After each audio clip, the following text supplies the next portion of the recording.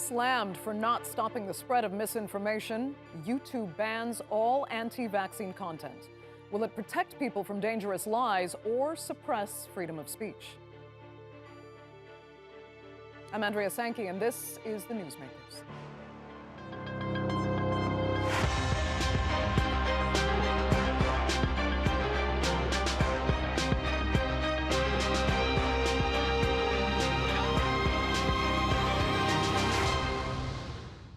In the defense of free speech, you've likely heard this treasured quote: "I disagree with what you say, but will defend to the death your right to say it."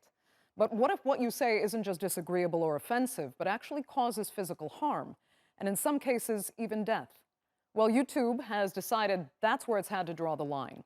The tech giant has taken drastic action, banning all content spreading misinformation about vaccinations, including, of course, for the coronavirus.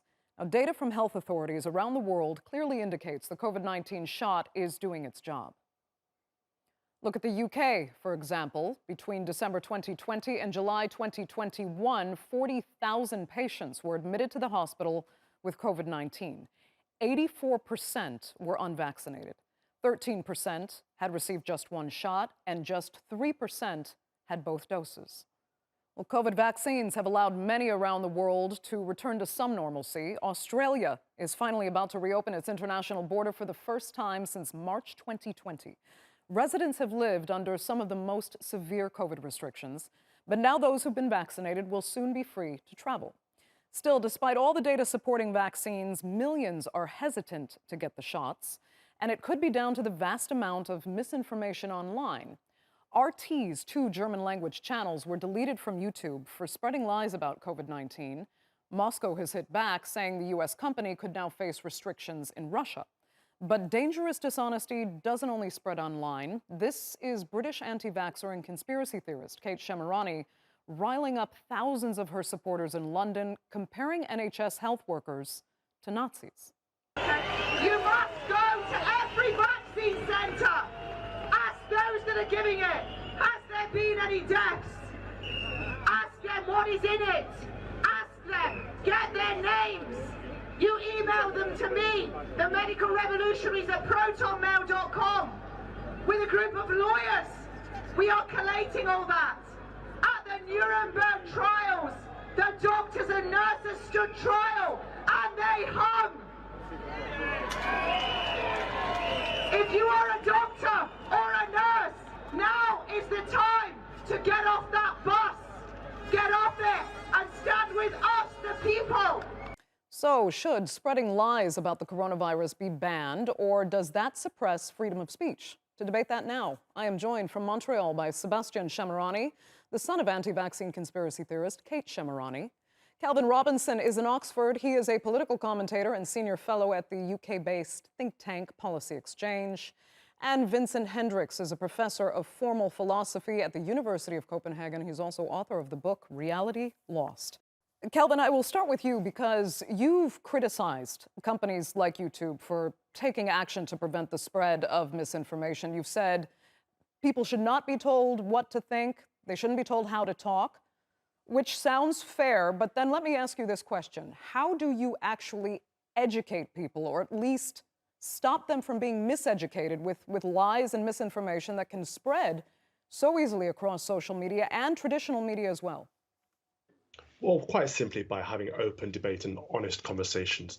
I think the moment you try to silence one side of any argument, you stifle it and it goes underground. And that's where conspiracy theories thrive. And that's where disinformation and misinformation spread, because people perceive a conspiracy theory. They see that they're being shut down and the truth is being hidden, rather than having just open conversations. For example, around COVID, we've seen that from the beginning, there are certain conversations that were not allowed to be had. The idea that perhaps this virus was leaked from a lab in Wuhan, that was shut down. Those conversations were censored from Facebook and Twitter and YouTube. And now we're learning a year later that that might be the most probable cause of this virus. It might very well have leaked from a lab in Wuhan. Therefore, these conversations should have been had from the get-go. And this is why people think that there's a government conspiracy or global conspiracy, because certain topics are taboo. And if we want people to learn the truth, we give them information. That's the best way. Don't silence other people. Give them the honest truth. But Calvin, you seem to assume that everyone might be just born with rather astute critical thinking skills. And that's often not the case. This is why we have people who are easily influenced and don't really understand what it means to consider multiple sources.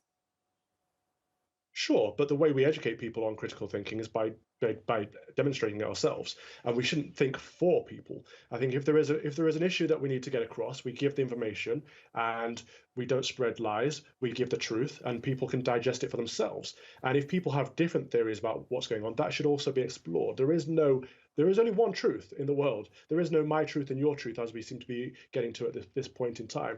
So if we want to make sure that people are healthy and people choose the right options for themselves, we give them as much information as possible. And then if they still choose what's considered the wrong option, that's on them. That's their decision. For example, the vaccine might very well prove to be safe. A lot of people don't think it's safe. That's their personal choice on whether they take it or not. It's their personal medical health that is affected. All we can do is distribute the information around the vaccine and show how it is healthy or the risks that are culpable. Let me turn to Sebastien, because arguably you have had the most intimate experience with all of this. And you believe limiting the platforms of people spreading lies and misinformation is effective. And it makes people safer because if not, they will continue to spread that misinformation. And you've even said at points they should actually be prosecuted for lying in public spaces and open platforms. Well, I said that my mum should be prosecuted for making explicit threats. If I can respond to Alvin, his view is based on an optimism about how human beings form their beliefs. But in my experience, people don't choose whether to believe in conspiracy theories or not based on making a rational calculation with the information they have. With conspiracy theories, the medium is the message. And that is why if you change the medium, you do more to impact somebody's beliefs in conspiracies than if you change the message itself. So one of the things Calvin said is that these conspiracy theories about the pandemic might have grown up in the shadows. No one under the age of 30 considers Facebook the shadows anymore. Facebook is very much in the open. That is the basic infrastructure of how the human race, at least in the Western world, thinks. So that's where conspiracy theories about the pandemic started, because it's out in the open. And now that my mum has been deplatformed, etc., and fewer people are able to access what she's saying, her platform's genuinely decreased. Like, banning things does work sometimes and in some cases. The question that we have to do, the calculation we need to think about is, if we ban conspiracy theories from major platforms, yes, the number of people that can be reached decreases, but our ability to monitor the people left within the conspiracy theory movement also decreases. And that can come with its own risks. You know, the movement can spiral into more extremist beliefs, like we're seeing in the UK now, with calls for more violent action. So once you make that calculation, okay, the number of people that are going to be reached is decreasing, but also the quality of rage that the people remaining get will increase, especially if they're pushed onto very fringe groups like Telegram groups, for example. We make that calculation as a public policy decision, and then we can decide what to do. Okay, let me get Vincent in on the conversation. Is limiting misinformation, disinformation, and lies on those kinds of platforms, isn't it just responsible society? Well, that's assuming that the platforms refer back to democratic principles such as freedom of speech, but they don't. They refer back to whoever makes money with them, and that's admirable as well. It's just a different business than trying to stalk and trying to be good to democracy is a different issue. And what Calvin is saying, in principle, I totally agree with, but there are certain assumptions being made here. One is that we have a marketplace of ideas for which we have level playing fields. But that is not the case. The infrastructure of the internet and the social media does not provide level playing fields. Some attention magnets tend to get a lot more attention than others, and thus it is not so that we as citizens or users on social media have equal opportunity to express our views. And so there are very many ways in which you can, in certain senses, mingle the system or play the system in such ways that you tend to get a lot of action and a lot of traction, because the way in which you peddle information tends to generate a lot of attention, independently of whether it's true. So whatever is viral is not necessarily true, and whatever is true is not necessarily viral. And that is the very big issue on the web and the infrastructure we have set up. So in principle, I think I agree with Calvin, but it's assuming level playing fields for which there are none. Okay, Calvin, I want to ask you straightforwardly, is it okay for people to hold public rallies convincing people that your government in the UK, for example, is actually trying to kill them? Yes, absolutely. If that's what they believe and they have evidence to back that up, because what we If they worry have about here is evidence to back that up. yes, because what the previous panelist before Vincent said was that these ideas are on Facebook and they're not on the ground, and that's not true. That's incorrect because, like I said at the start, the Wuhan lab theory was banned from Facebook. People who discuss this theory on big tech platforms were barred. They were banned, blocked. So who decides what's allowed? Who decides what conversations we're allowed to have? That's big tech. Vincent alluded to the idea that there's a marketplace of ideas, which is absolutely right, and it's not equal. But what we should be discussing is not who to take off the marketplace of ideas, but who controls the marketplace of ideas. At the moment, we have, big tech infrastructure essentially silenced the sitting president of the United States last year. They are flexing their muscles and showing that they are more powerful than the leader of the free world. They dictate what is appropriate and what is inappropriate. So it's not about what's information versus misinformation. It's about what information they are allowing. And when we have powerful big pharma, big money investing in certain medicines and their interests are in that medicine, but not in another, other medicines are being disallowed. For example, ivermectin. It looks like many countries around the world are seeing the benefits of ivermectin. It's something that we should be discussing and saying, does it work as a treatment for this virus or not? But we're not allowed to have the conversation because that word is banned on certain platforms. And that's because big pharma are benefiting from the vaccine. Therefore, citizens and their health are at risk. We need to have these conversations in the open. Let me go back to Sebastien, because I think we may have failed to acknowledge the actual dangers, physical dangers that are in this debate here. I mean, Sebastien, you've also said it's only a matter of time before somebody acts on the bad advice that your mother has been giving.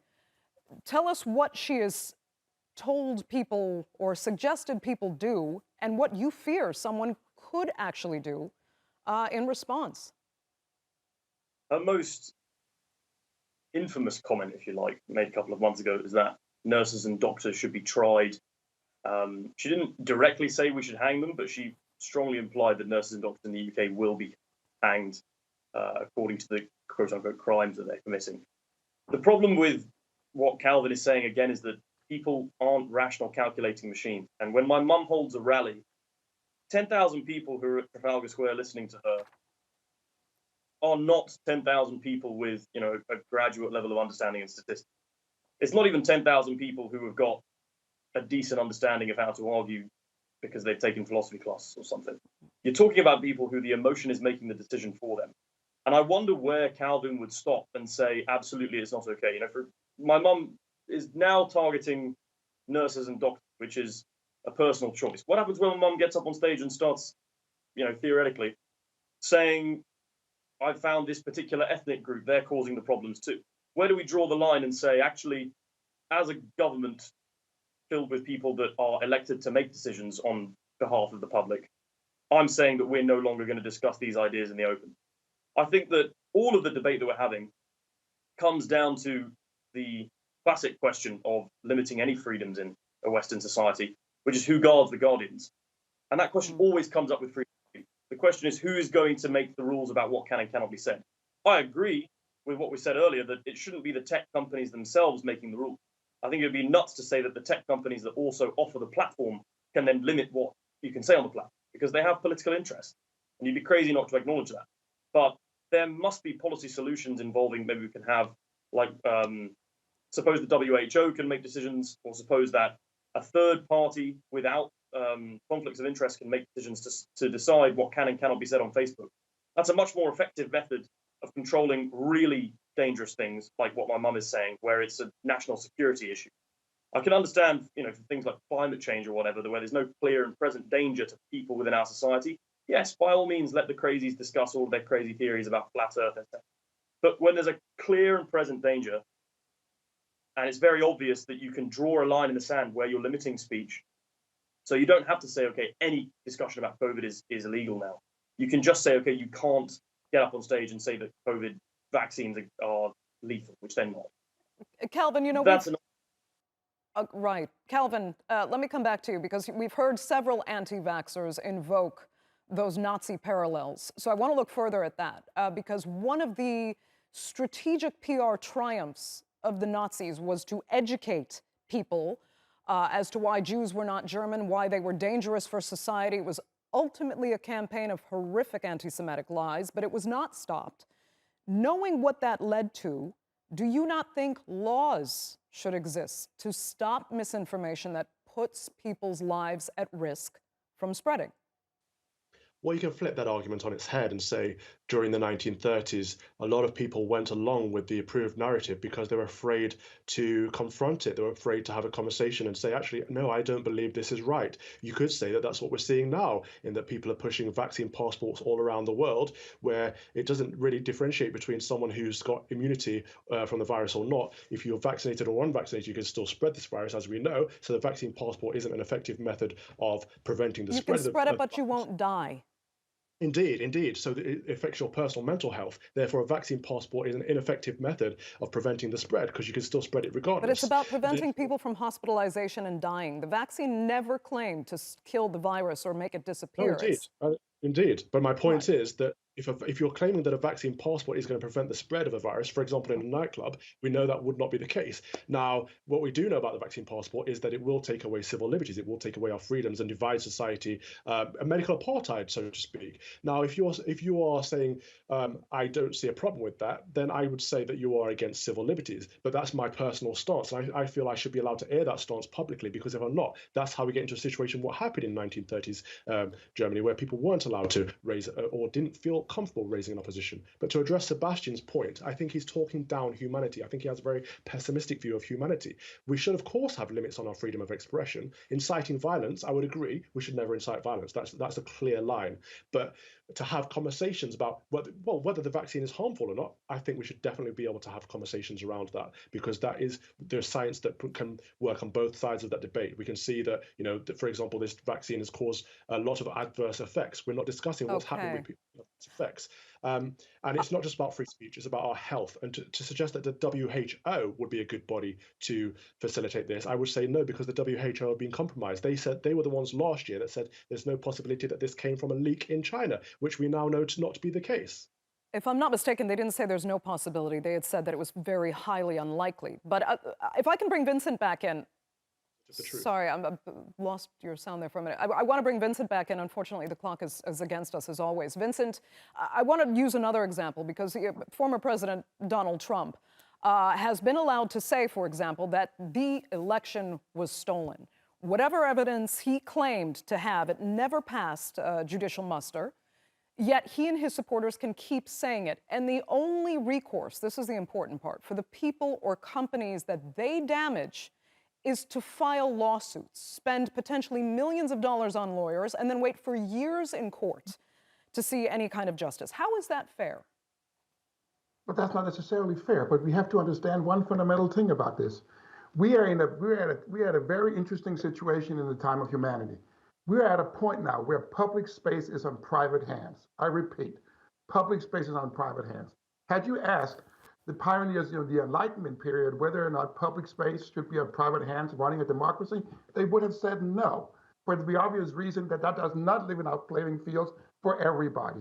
So now we're in a situation in which private companies get to actually to configure and to control attention and data and everything that's related to the infrastructure. Now, is that the kind of situation that we want in, making sure that we have a democracy for which it is that everybody, independent of how much money they're making or what color of their skin would be, that they still have access? And that is not the case we're in at this moment. And that's the reason why we're at an impasse right now, where we have to discuss between digital education on one hand, institutional mobilization on the other, and on a third part, we also might have to look at some regulation. And even the companies, big tech, are asking for it now, because they don't want to be the custodians of democracy. Neither do they want to be the arbiters of truth. But at this time, they're both.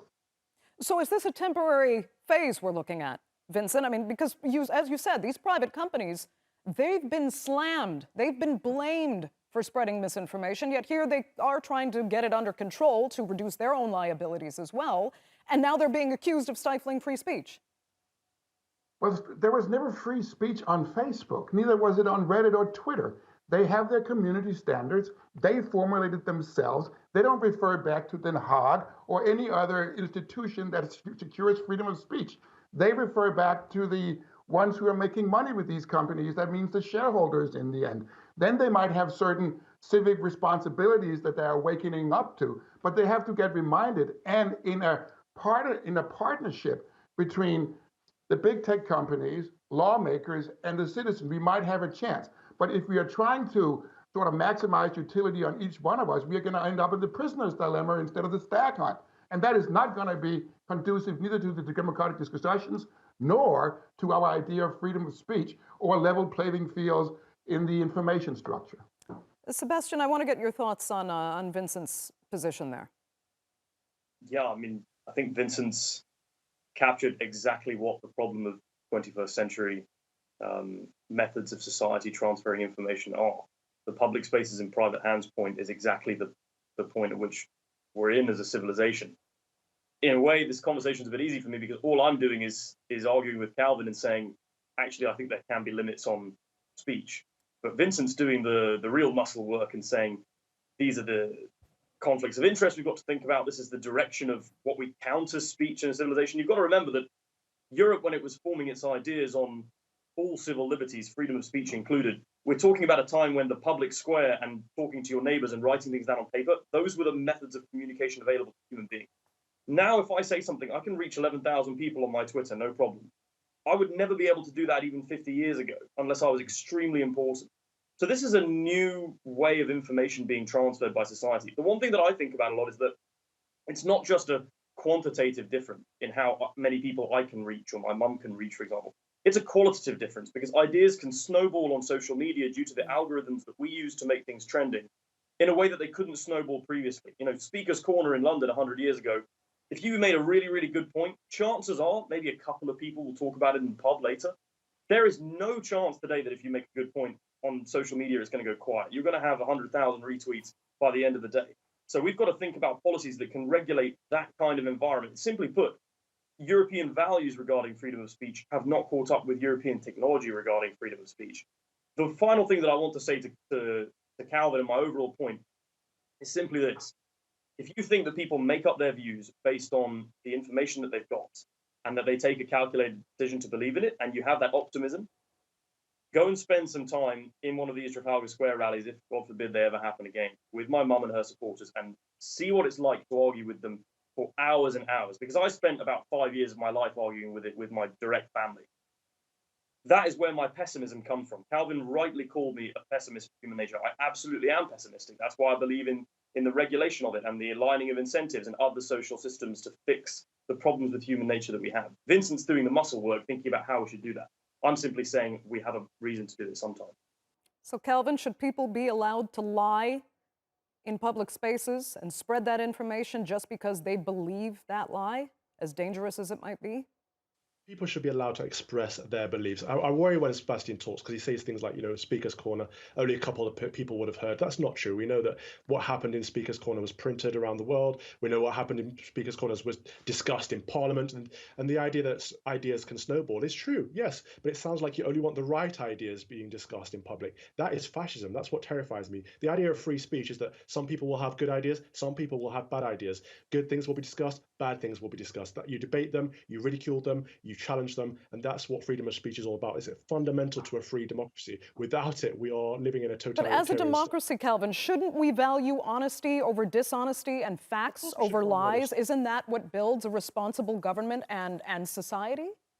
But you don't value honesty by banning lies. That's not how it works. You discuss and challenge and ridicule and debate. Open conversation is how you get to the truth. There is one universal truth that we should always be aiming for, and it should be based on our moral values, absolutely. But you don't get that by censoring people. Okay, Vincent, quick final words. Well, I think we have to realize one thing, namely that the truth does not sell itself anymore, nor is it such that we have a situation which is similar to John Stuart Mill's idea of the marketplace of ideas, where we collectively would converge to the truth, independently of who we are. We are not at that point now. So I agree with Calvin insofar as to say that would be wonderful, but you are assuming an equilibrium of the opinion market that does not exist the way things are as it is. The question is, how do we regulate that if we regulate it at all? We have tried the same in finance, where we basically had a free market, and that did not converge to anything but a subprime crisis. we could end up the same place, just on an opinion market. And that is not conducive to enlightenment, free speech, and balanced interactions between human beings in terms of swapping their opinions on a liquid market. Vincent, thank you so much for that. I'd like to thank all three panelists so much for being with us on this fascinating discussion. Greatly, greatly appreciated all of your insights. And thanks to our viewers for watching as well. Remember, you can follow us on Twitter @_newsmakers, and be sure to subscribe to our YouTube channel. I'm Andrea Sankey. We'll see you next time.